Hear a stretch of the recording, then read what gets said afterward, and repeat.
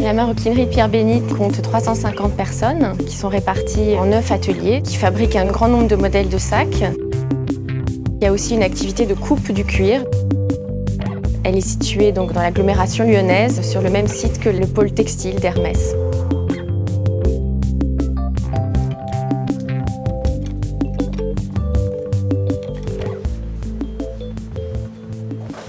Le projet consiste c'est comme un rideau de scène mais plissé. On ne sait pas si le spectacle est terminé ou si il va. C'est ce moment-là, cette espèce d'entre-deux qui m'intéresse, si quelque chose va se produire ou si c'est déjà fini.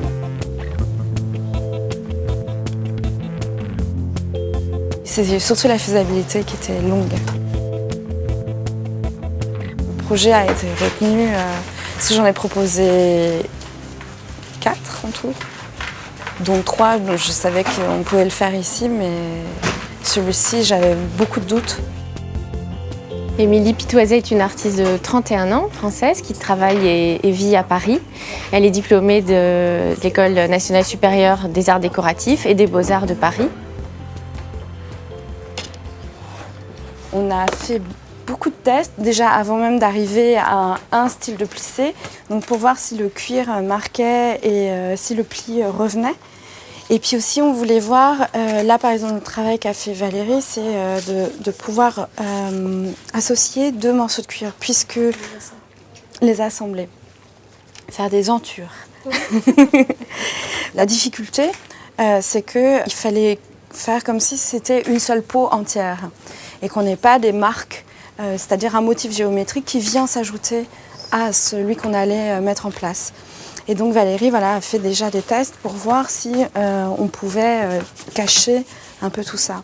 Combien on a calculé? 48? Au départ 48, mais on n'avait pas assez de peau, mais on a modifié un truc ce matin. Ouais, donc non, ça doit faire 45 et des trucs comme ça.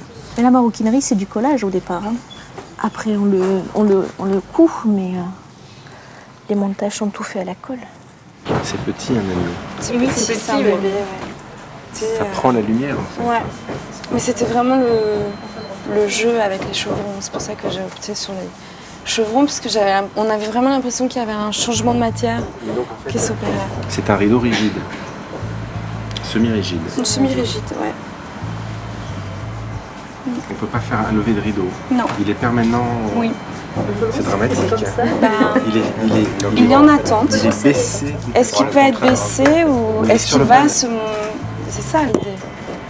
On est dans l'entre-deux, on ne sait pas. Là, ça va faire 2,40 en tout. C'est bien. Sauf que ça fait 3 mètres De longueur. de longueur. Donc ça fait un gros mur. Hein, C'est quand même un vrai... Ça. Ça a une échelle qui est... Dans le travail d'Émilie, il y avait d'un côté un propos fort d'une jeune artiste qui, il me semble, vient de la danse et qui tient un propos autour du corps, autour de l'équilibre. C'est un travail qui, tout en introduisant parfois des narrations, donne une très grande importance à la fabrication. Et je crois qu'entre cette question d'équilibre ou de risque de déséquilibre et cette importance de la fabrication, donc voilà, là il m'a semblé qu'il y avait quelque chose. C'est ça qu'on avait dit. Donc ça, c'est pour le bas. Un panneau comme ça, tu n'en as besoin que de 1 en fait. Pour faire un... Bah oui, du coup, on a celui pour le deuxième. Et maintenant, ce qu'on pourrait construire, c'est celui-là, mais avec un plat en bas. Et les demi-pots là-haut, tu captes, genre...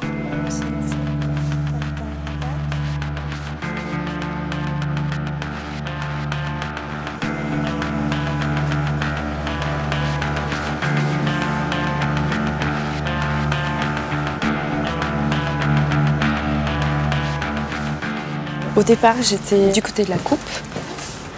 Et donc j'ai pu comprendre un peu ce que c'était le cuir, comment ça se coupait, comment ça se regardait. Et ensuite, j'étais dans les ateliers, voir un peu quels étaient les gestes que répétaient les selliers. Donc il y avait plein de gestes comme ça. Ça enlève de l'épaisseur de cuir. Et là, on est à 6/10. Pour enlever une petite partie de cuir, il est obligé de faire une parure. Donc c'est un biseau qui part de 6 dixièmes à 0. Pourquoi on fait ça? Pour pouvoir ensuite joindre les morceaux de cuir et de manière à ce que ça ne se voit pas et qu'on ait cette impression que c'est une seule et même peau, quoi. Toujours. J'ai eu à peu près 1 semaine et demie de formation où j'ai pu, pour le coup, exercer et me rendre compte aussi de la difficulté du métier. C'est extrêmement physique. Et puis appréhender vraiment la matière, comment ça réagit, comment ça cède, comment ça se colle, comment ça se tape, comment ça se plie. Mais tout ça a été très important pour l'élaboration du projet parce que j'avais jamais travaillé le cuir et puis ça reste organique, quoi, donc ça revient en forme, c'est pas du tout malléable, ça fait un peu ce que ça veut. Et après pour le contraindre, il faut avoir un vrai savoir-faire. Il a une incroyable mobilité. Oui, et tu peux vraiment Ça c'est très très beau, hein, quand même. Oh, c'est même très...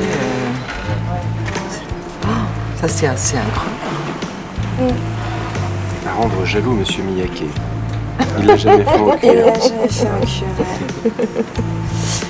Donc oui, c'est sûr, après c'est extrêmement fragile, parce que quand on se retrouve avec ces systèmes, voilà.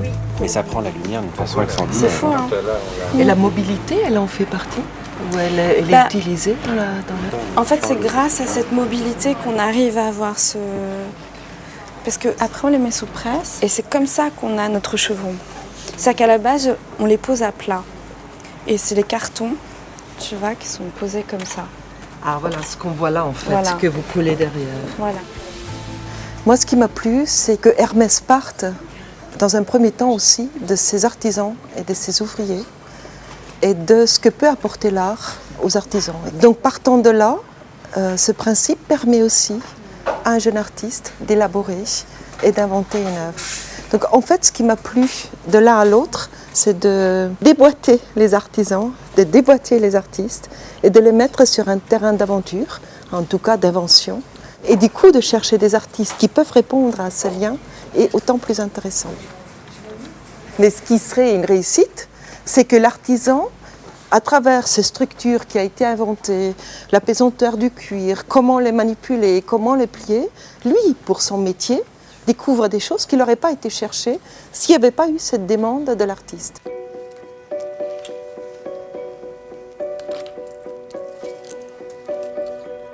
Je trouve que c'est particulièrement enrichissant dans un site de fabrication de pouvoir avoir quelqu'un qui a une autre approche, qui a vraiment une autre vision des choses. Ça nous change effectivement d'un environnement très concret de fabrication. Et on a eu des échanges très riches avec Émilie sur pas mal de sujets. Et c'est ça qui est vraiment intéressant dans ce processus de résidence d'artiste, c'est que ça nous a permis aussi d'aller explorer des domaines qu'on ne maîtrisait pas jusque-là et de faire aussi des rencontres dans ce sens. Ce qui est assez excitant de s'imaginer maintenant, c'est une pièce de 3 mètres sur 2,40 qui nous déborde et qui aura une présence alors totalement autre.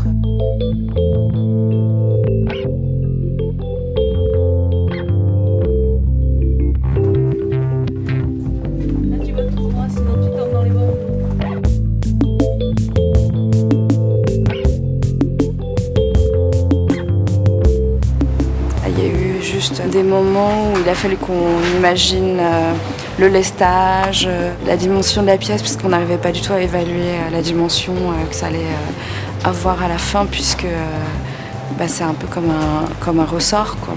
C'est fou, on a gagné au moins, je sais pas, au moins 10 cm quand même. On laisse. Ça, c'est demain quand il aura pris sa truc. C'est hyper dur à...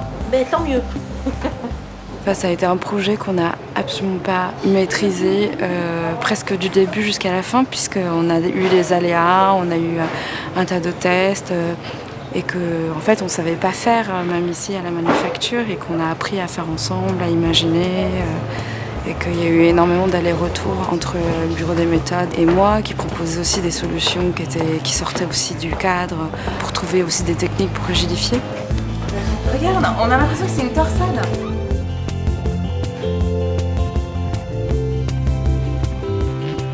c'est bien avec la finition. Carrément? Ah ouais. On dirait du cuir. On dirait du cuir. On s'est emmerdé pour rien. Il n'est pas tout à fait sec. Oui.